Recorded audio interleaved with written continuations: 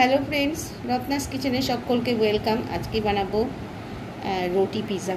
তো রুটি পনির পিৎজা বানানোর জন্য আমি নিয়েছি একটা রুটি, নিয়েছি একটা চিজের পাতা, প্রয়োজন হলে আর একটু নেব, নিয়েছি ক্যাপসিকাম, নিয়েছি পনির, নিয়েছি পেঁয়াজ, নিয়েছি এটা হচ্ছে টমেটো কেচাপ, নিয়েছি চিলি ফ্লেক্স, ব্ল্যাক পেপার, নিয়েছি পাস্তা মিক্স।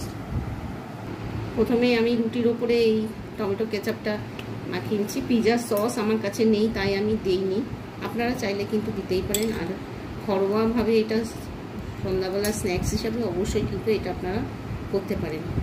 তো ঘরে যা থাকে তাই দিয়েই বানানো খুব ভালো হয়। তো আমি সব মাখিয়ে নিলাম, এবার সব এগুলো সাজিয়ে নিচ্ছি। নিয়ে নিচ্ছি পনির প্রথমে, আপনারা চাইলে এখানে চিকেনও ব্যবহার করতে পারেন। তো আমি পনির দিয়ে করছি, পনিরটাই বেশি প্রেফার করে আমার ঘরের সবাই। তো সুন্দর করে পনির মানে সাজিয়ে নিচ্ছি।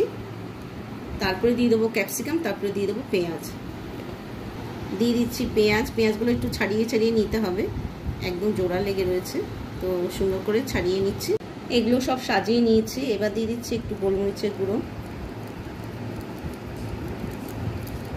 বাচ্চারা খেলে অল্পই কিন্তু গোলমরিচের গুঁড়ো দিতে হবে।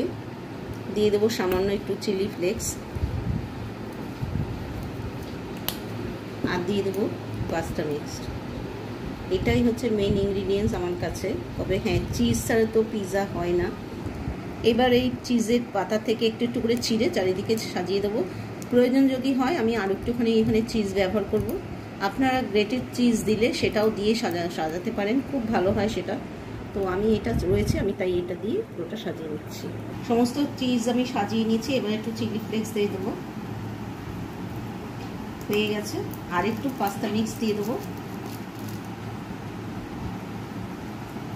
এটা রেডি হয়ে গেছে। এবার আমি একটা তাওয়ার মধ্যে বসিয়ে এটাকে 10 মিনিটের জন্য এটাকে মানে অল্প আছে এটাকে মানে বেক করে নেবো। একটা তাওয়া বসিয়ে দিয়েছি। এবার এই রুটি পিৎজার ইয়েটা নিয়ে এর মধ্যে তাওয়ার মধ্যে দিয়ে দিলাম, আর এটাকে 10 থেকে 15 মিনিটের জন্য একদম আঁচ মিডিয়াম টু লোতে রেখে আমি এটাকে ঢাকা দিয়ে কুক করে নেবো।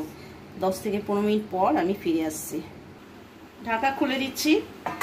ঢাকা খুলে দিয়েছি। এবার একটা প্লেটের মধ্যে এটা নামিয়ে নেবো, তারপরে একটু কাটিং করে তারপরে সবাইকে পরিবেশন করব। কেমন লাগলো এই রুটি পিৎজা রেসিপি? যদি ভালো লেগে থাকে অবশ্যই কিন্তু আপনারা একবার ট্রাই করবেন, তারপরে খেয়ে বলবেন যে কি দারুণ হয়।